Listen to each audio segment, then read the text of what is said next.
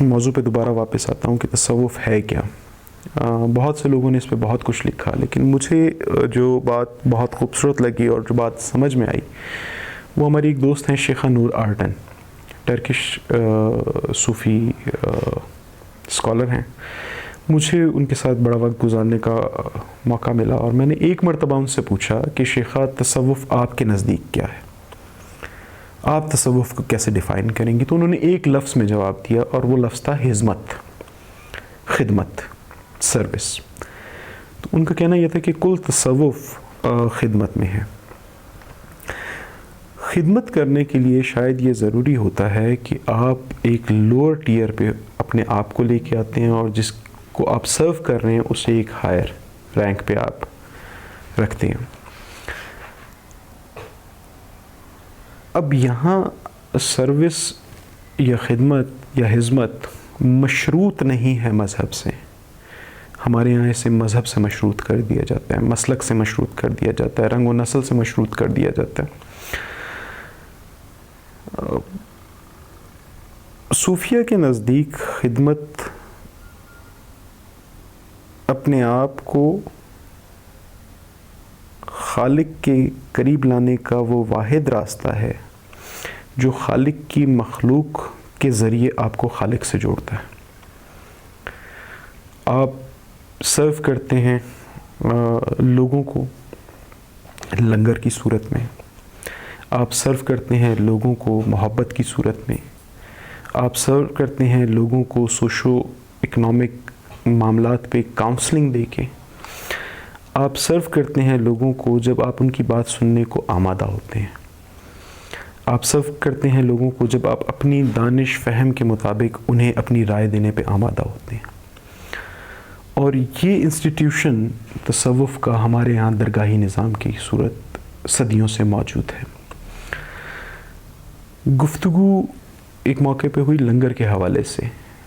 ہمارے اس انسٹیٹیوٹ میں نے عرض کیا نا، چونکہ ہم متشدد مزاج کے لوگ نہیں ہیں عمومی طور پہ، تو اور ہم پہ ہی بہت سے اعتراضات بھی ہوتے ہیں، چونکہ ہم میں جواب دینے کا، پلٹ کے حملہ کرنے کا کبھی کوئی رواج نہ تھا، نہ ہے، نہ ہوگا. تو لوگ بھی تہمتیں لگاتے ہیں، الزام لگاتے ہیں اور مذاق اڑاتے ہیں. پچھلے دنوں کہیں بات چل رہی تھی لنگر کے حوالے سے اور کہا جا رہا تھا کہ بس مفت کا لنگر کھا لو اور تم صوفی ہو گئے. لنگر مفت کا بٹتا ضرور ہے، بنتا نہیں. یہ بالکل ایسا ہے کہ درگاہوں پہ ملنے والا لنگر مفت میں ملتا ہے اور کھانے والا اسے مفت کھاتا ہے، لیکن نہ اس لنگر کو بنانے کے اجزاء مفت آتے ہیں اور نہ ہی اس کی تیاری مفت ہوتی ہے. عبداللہ شاہ غازی کے مزار سے سائیں سیلی سرکار کے مزار تک، اس درمیان جتنی درگاہیں، مزارات اور آستانے موجود ہیں جہاں لنگر جاری ہے، اگر اس سب کے معاشی نظام کو کیلکولیٹ کر لیا جائے تو لوگوں کی عقل دنگ رہ جائے گی. صبح سے شام تک دسترخوان بچھا رہتا ہے، اس دسترخوان پہ لوگوں کو کھانا سرو ہوتا ہے. نہیں پوچھا جاتا آپ کون ہیں، نہیں پوچھا جاتا آپ کہاں سے ہیں، آپ کیوں آئے، آپ کے آنے کی غرض کیا ہے، آپ کا مذہب و مسلک کیا ہے، آپ ہم سے اختلاف رکھتے ہیں، محبت رکھتے ہیں، اناد رکھتے ہیں. پوچھا جاتا ہے کہ بھوکے تو نہیں، کھانا کھائیں گے. اور اس کھانے کو بنانے کے پیچھے ایک مسلسل محنت موجود ہے ہر خانوادے میں، ہر آستانے پہ. راشن کی خریداری سے لے کے روٹی کی تیاری تک ایک مسلسل عملی طور پہ ایک کام ہے جسے سر انجام دیا جاتا ہے.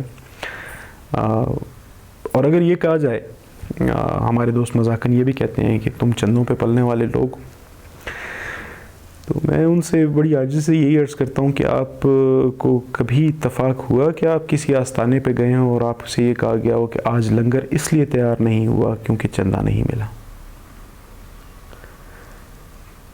کہیں آپ نے کسی سڑک کے کنارے، کسی فٹ پاتھ پہ ایک وجیع الشکل اور خوش نما آواز اور چہرہ اور حلیہ رکھنے والے شخص کو کاپی اٹھائے دیکھا جو کسی دربار کے یا آستانے کے لنگر کے لیے چندہ کر رہا ہو.